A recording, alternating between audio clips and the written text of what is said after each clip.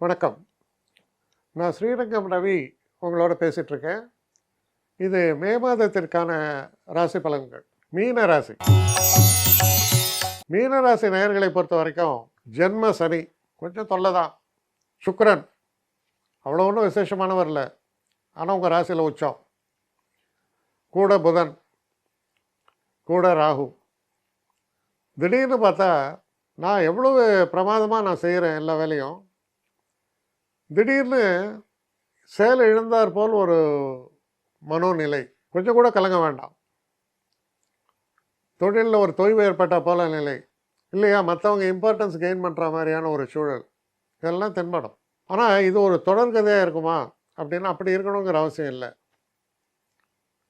திருமணம் சம்மந்தப்பட்ட பேச்சுவார்த்தைகள் சிறப்பாக நடக்கும். அது நடப்பதற்காக தேதிகள் கூட குறிக்கப்படும்.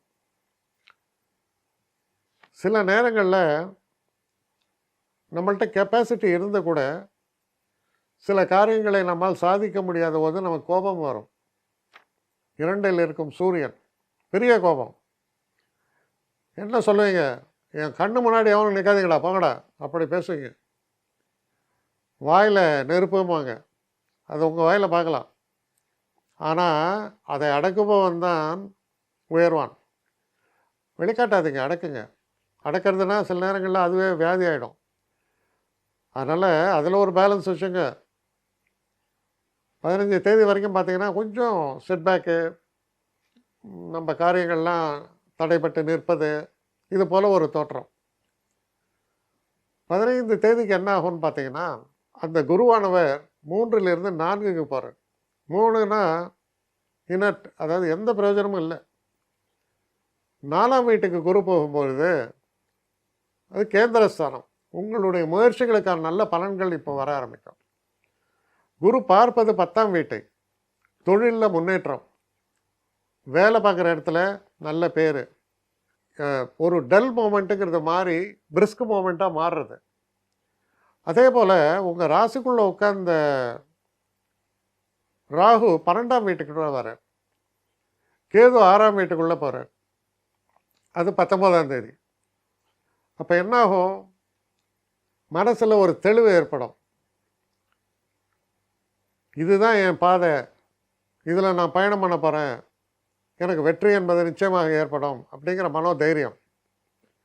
அதே நேரத்தில் சனி ராசியில் இருக்கும்போது சில நேரங்களில் உங்களுக்கு ரொம்ப தைரியம் இருந்தால் கூட வீட்டில் சில பெரியவங்களுக்கு உட முடியாமல் இருக்கும். சில கடமைகள்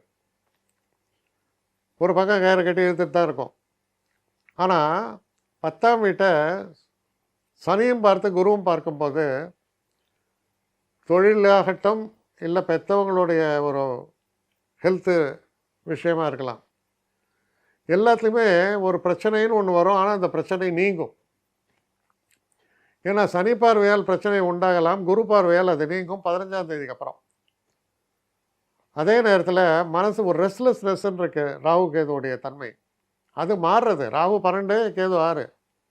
தைரியம், மாற்றங்கள் நிகழும்.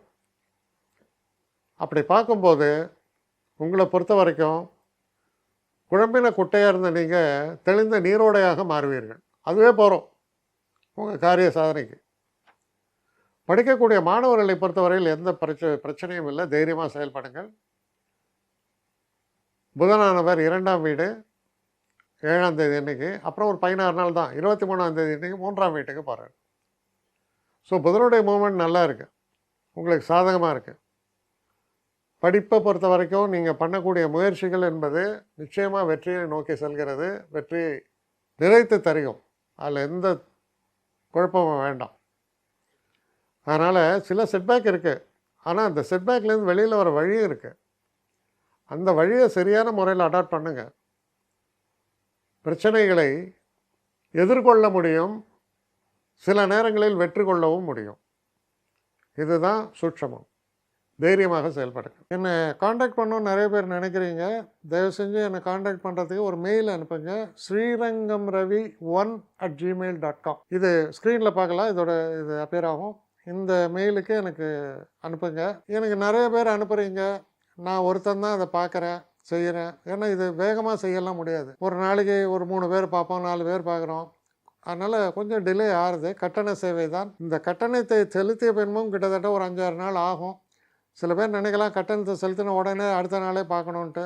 அப்படி என்னால் முடியல. கொஞ்சம் பொறுமையும் நிதானமும் தேவையும் இருப்பவர்கள் நிச்சயமாக கான்டாக்ட் பண்ணுங்கள். என்னுடைய பெஸ்ட்டு சர்வீஸு உங்களுக்கு கண்டிப்பாக உண்டு. வணக்கம்.